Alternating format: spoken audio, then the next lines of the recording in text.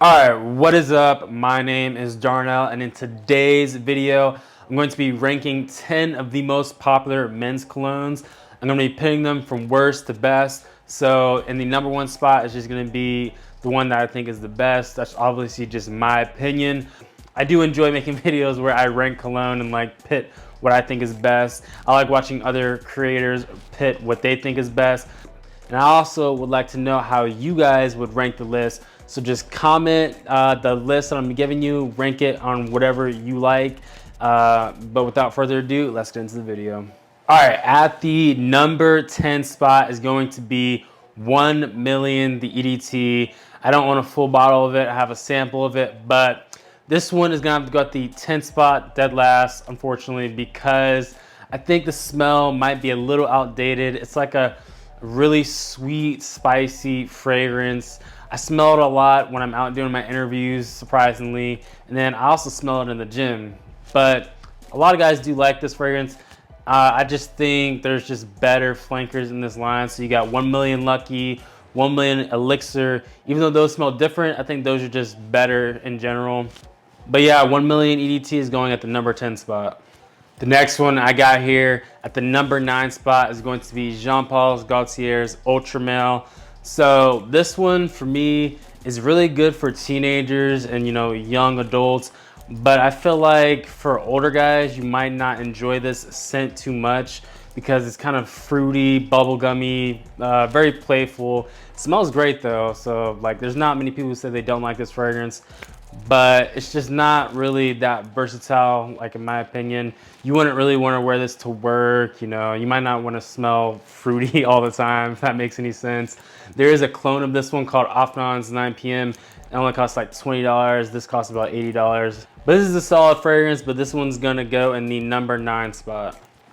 At the number 8 spot is going to have to be Dolce & Gabbana, the One EDP. So this one, I honestly think it's more than just a date night fragrance. That's all you hear people talk about. It's a date night fragrance, date night this. Well, I think it's a little more versatile than that. You can wear this as your signature as long as it's not like too hot. Just make sure you spray a lot, of course, with this one. The longevity is not that great and the projection is not that great either. But the smell is great. There's girls love this one on guys. That's why it's recommended as a date night fragrance, but it's great as a winter cologne. But yeah, Dolce & Gabbana, the 1 EDP is gonna have to go in the 8th spot. At the number 7 spot, my first designer fragrance, Versace Eros. I guess you could say this one got me into fragrances. Not really, there's another one on the list that kind of really got me into it. I'll talk about that later. But Versace Eros, this one, it's good, especially for starters. This is extremely mass appealing. I remember I was wearing this, I wore this everywhere. It was basically like my signature at the time. I wore this to the gym. The gym is crazy, but yeah, I wore this to the gym. It's pretty versatile as well. Just don't wear it in the high heat and you'll be all right. At the number 6 spot is going to be Spicebomb Extreme. So this one goes here because if it was winter year-round, then this one will be higher up on the list. But personally, I really only like smelling this one when it's really cold. That's where the magic happens with this one.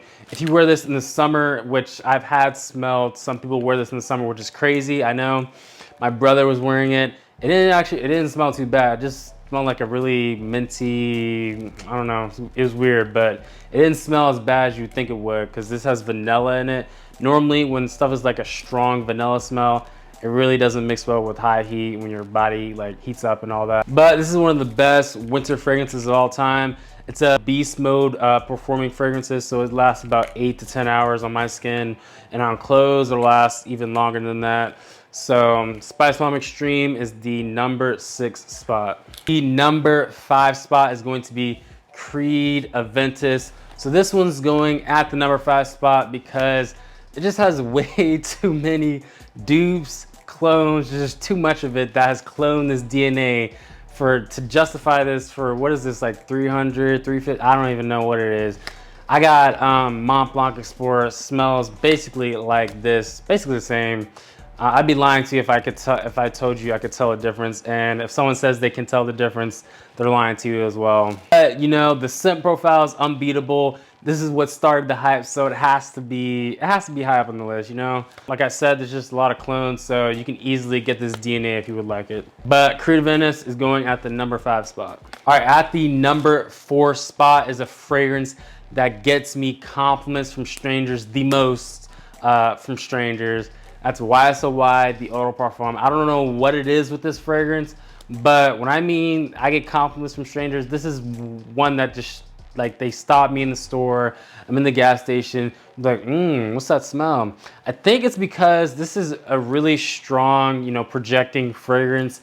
This one, people say like, oh, they don't get good performance. Well, I'm telling you right now, you will go nose blind to this one very easily. I remember if you do, I'm trying to think, I did about 5 sprays around the neck. I did get a little bit of a headache when I did that, but and then I kind of like lost sense of smell. Basically going nose blind to it. So it's very easy to go nose blind. If you spray like once or twice on your wrist, people will smell it around you. So it's a strong fragrance. If you're saying you have bad performance, ask other people around you, can they smell it? But this one gets a lot of compliments. It's versatile. It's a fresh, woody, citrus smelling fragrance that a lot of people will like on you. So for that reason, that's going at the number 4 spot. All right, now we're into the top 3, and we got Bleu de Chanel, the Eau de Parfum. This one is just a classic. It's an easy go-to for beginners. You know, you're in Sephora for the first time, or Macy's, whatnot, and you're trying to figure out what do I get for my first fragrance.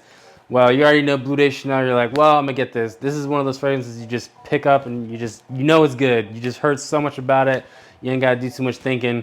It's fresh, it's woody. You can wear this to work, to school, casually, signature scent. It's everything you need. So this is definitely going in the number 3 spot.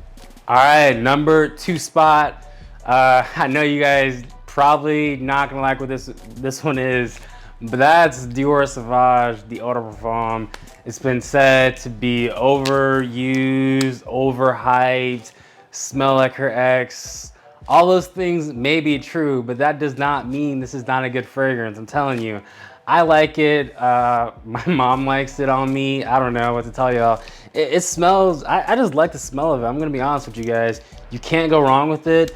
You know, all those things I said about it are true, maybe not the overhyped part, because I think it deserves all the hype. It definitely didn't get the hype for no reason. It has very good performance. You know, it'll project. You get a lot of compliments. It's pretty versatile. You know, I would say you can use it as a signature, but not really. So, you know, you'll be all right though. But Dior Sauvage Eau de Parfum is going at the number 2 spot. And the number 1 spot is going to be basically my favorite fragrance, or it's tied with another one called Kilian's Blue Moon. But in this list is the best. And that is Acqua di Gio Parfum. So this one is technically the one that got me into fragrances. Technically it's the Profumo. They smell exactly the same to me. I'll tell you about it in a little bit, but little story time. I remember I had Profondo, and this is when I was just getting into fragrances. I was like, you know what? I'm gonna get that Profumo, the black bottle. I didn't even know the name of it. I was like, I like Profondo. It was gonna be a lot of compliments. So let me get the black bottle of Acqua di Gio. I didn't know the name, but I just blind bought it. Thought it smelled really nice, and then I just remember liking it a lot. It was ultra masculine. I think the pepperiness in it makes it, you know, spices it up a little bit. And you're wondering, does this Parfum and the Profumo smell similar? I think they smell exactly the same. I have Profumo, and I'm telling you, you're gonna have a hard time trying to convince me that they don't smell exactly the same. Some people will try to tell you, oh no, they're like 98%, 90% similar. That you can't tell. In the air, especially, even on skin, when you spray it on, you can't tell the difference.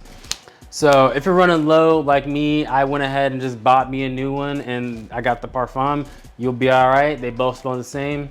But Acqua di Gio Parfum is my number 1.